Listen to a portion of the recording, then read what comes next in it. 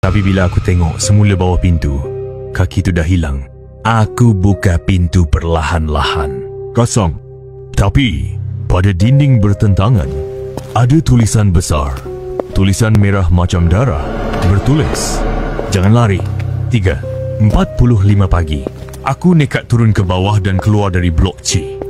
Tapi bila aku sampai pintu utama, pintu tu tak boleh dibuka. Guna kunci pun tak bergerak. Dan di luar pintu kaca aku nampak Pontianak tu berdiri, senyum, rambut terurai, kuku panjang. Dia hulur tangan macam nak pegang muka aku. Aku undur ke belakang perlahan-lahan. Tiba-tiba semua lampu padam, gelap gelita, dan aku dengar dia ketawa. Ketawa panjang, tajam, menjerit sampai telinga aku berdengung. Aku dah tak tahu berapa lama aku pengsan. Bila aku sedar, matahari dah naik. Aku baring atas lantai koridor. Pintu depan dah terbuka. Suasana hospital dah sibuk macam biasa. Tapi tiada siapa perasan aku hilang. Tiada siapa dengar jeritan aku malam tadi.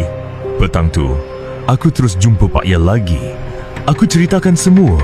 Dia tenung aku dan kali ni wajah dia serius. Kalau dia dah tahu nama kau, Razali, itu maksudnya dia dah ikut. Kau kena cari ikhtiar.